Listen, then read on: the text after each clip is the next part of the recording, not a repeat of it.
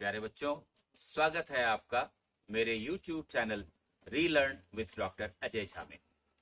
बच्चों, जैसा कि आपको पता है कि कोरोना के दूसरे लहर की वजह से दिल्ली के सरकारी स्कूलों में जो मिड टर्म एग्जामिनेशन शुरू हुए थे वो बीच में ही रोक देने पड़े।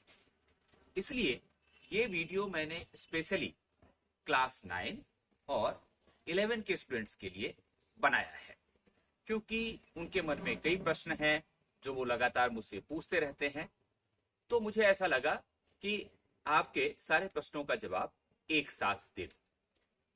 लेकिन बच्चों, आपको पता है कि आपका एडमिशन हो या आपका एग्जामिनेशन हो, रिजल्ट हो या सीबीएसई से रिलेटेड कोई भी सूचना हो, सबसे पहले और सबसे ऑथेंटिक एग्जाम्पल मैं आपको देता हूं एक्चुअल सर्कुलर के साथ।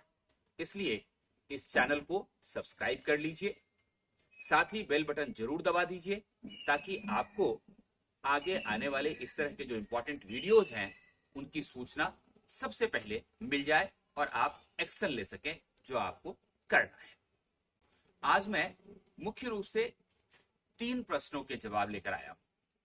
सबसे पहला ये कि बच्चे पूछते हैं कि जो एग्जाम्स मिड टर्म के हुए थे और उसके बाद जो पेपर्स बच गए वो होंगे या नहीं होंगे। दूसरी बात बच्चे पूछते हैं रिजल्ट कब निकलेगा। और तीसरा एक मुख्य सवाल रहता है कि सर, अगर बच्चे क्लास 9th में या 11th में फेल हो जाएं तो क्या होगा। सबसे पहली बात तो ये समझ लीजिए कि 9 अप्रैल 2021 तक आपके पेपर्स हुए थे मिड टर्म के। 12 अप्रैल से लॉकडाउन लग गया था और 12 अप्रैल और उसके बाद 15 तारीख तक जो पेपर होने थे 9th और 11th के मिड टर्म एग्जामिनेशन के, वो नहीं हो पाए। उसके बाद 3 मई 2021 से एनुअल एग्जामिनेशन शुरू होना था। ये आपके पास सर्कुलर थी। अब स्थिति ऐसी है कि बाद में जो सर्कुलर आया था, जिसका वीडियो मैंने डाला भी था, अगर आपने ध्यान से प्लेलिस्ट में देखा हो, तो अब स्थिति यह है कि 12 अप्रैल 2021 या उसके बाद जो पेपर क्लास या 9th 11th में नहीं हो पाए वो अब नहीं होंगे। तो सबसे पहली बात तो यही कि अब 9th और 11th क्लास के बच्चों को मिड टर्म एग्जामिनेशन के बचे हुए जो पेपर्स हैं उनका एग्जामिनेशन नहीं देना होगा। दूसरी बात कि जो एनुअल एग्जामिनेशन 3 मई से शुरू होनी थी, चूंकि मिड टर्म एग्जामिनेशन का ही सारा पेपर नहीं हो पाया, इसलिए अब जो एनुअल एग्जामिनेशन होना है उसके होने के चांसेस बिल्कुल भी नहीं है। तो आपको एक बहुत ही इंपॉर्टेंट जो एक आपकी क्वेरी रहती है उसका जवाब मिल गया। दूसरी बात यह है कि रिजल्ट कब आएगा, इसकी चिंता सब लोगों को है और बिल्कुल जेन्युइन बात है।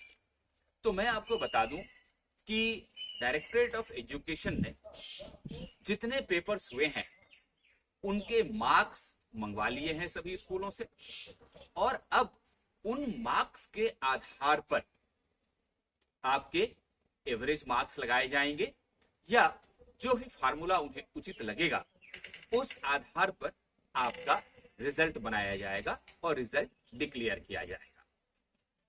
ऐसा अनुमान है कि मई के महीने में कभी भी आपका क्लास 9th और 11th का रिजल्ट निकाल दिया जाए, क्योंकि रिजल्ट बनाने की प्रक्रिया पर काफी तेजी के साथ काम चल रहा है। एक महत्वपूर्ण बात आप लोग पूछें कि अगर कोई बच्चा क्लास 9 या 11 में फेल हो जाता है तो क्या होगा। तो देखो बच्चों, सबसे पहली बात कि घबराने की बिल्कुल भी जरूरत नहीं है, और इसका कारण यह है कि पिछले साल तक आपको याद होगा कि यदि कोई बच्चा किसी भी कारण से एब्सेंट हो गया या किसी भी कारण से यदि वो एग्जाम नहीं दे पाया या फेल ही हो गया, तो उस स्थिति में एक व्यवस्था तो इस बार ये की गई है कि आपको 15 नंबर का ग्रेस मार्क्स दिया जाए, और ग्रेस मार्क्स के साथ जो किसी एक विषय में भी दी जा सकती है या इसको सभी विषयों में बांटा जा सकता है। अगर नंबर आपके कम पड़ते हैं तो वहां से आपके पास होने के चांसेस बढ़ जाएंगे, या फिर आपको एक और चांस भी जब परिस्थितियां सुधर जाएंगी तो आपको दिया जा सकता है। इस तरह से फेल होने का जो डर है वो बिल्कुल भी मन से निकाल दीजिए। तो मुझे लगता है कि आपके जो इंपॉर्टेंट ये सवाल हैं उनका जवाब मैंने आपको दिया, और सबसे जो इंपॉर्टेंट बात है वो ये है कि अभी की परिस्थिति में आपको अपना और अपने परिवार को सुरक्षित रखना चाहिए, क्योंकि कोरोना की स्थिति बहुत खराब है। साथ ही जहां भी आप हैं, जो भी आप पढ़ाई लिखाई कर सकते हैं वो आप करते रहिए, और इससे आगे जैसे ही कोई इंपॉर्टेंट इंफॉर्मेशन मेरे पास आती है वो मैं आपके साथ शेयर करूंगा। All the best.